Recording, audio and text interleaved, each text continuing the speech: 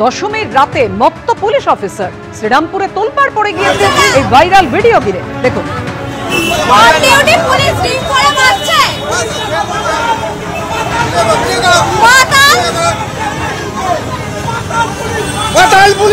রাস্তায় ফেলে দেওয়া উচিত।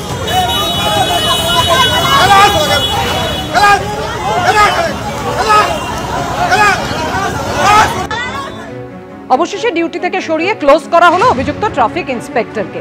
আর এবার যে খবরে নজর রাখবো, পুলিশের প্রশংসা করলেন বিজেপি নেতা তরুণজ্যোতি তিওয়ারি।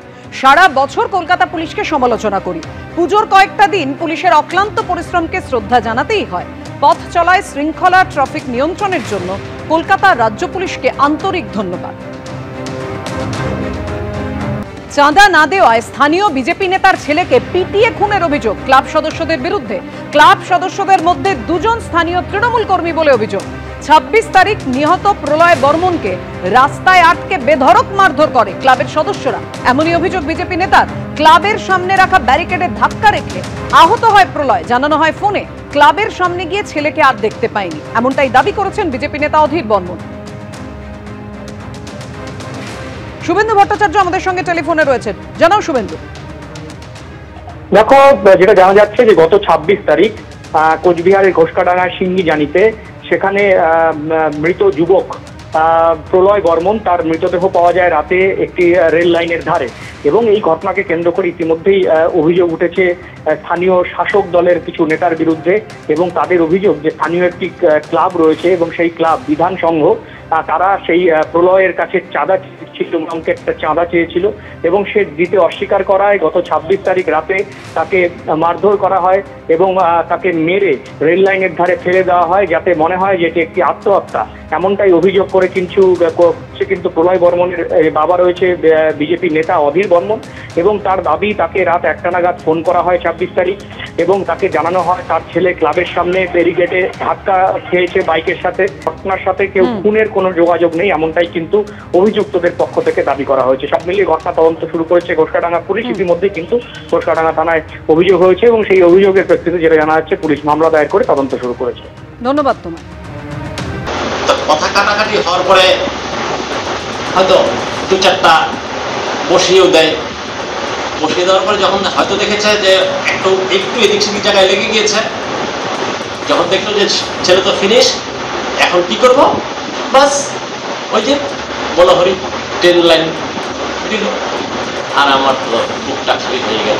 কিছু সে ছেলেই তো নাই, এখন আমি ওই গাড়ি আর মোবাইল এগুলোতে কি হবে আমার?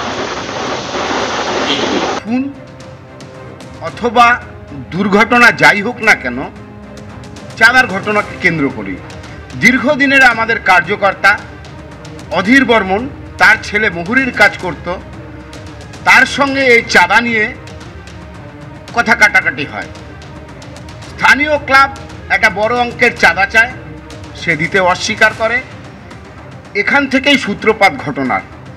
এবং পরবর্তীতে আমরা যা জানতে পারলাম 26 তারিখ অধীর বর্মন থানায় গিয়েছিল এফআইআর করার জন্য, থানা কিন্তু সেই এফআইআর গ্রহণ করেনি।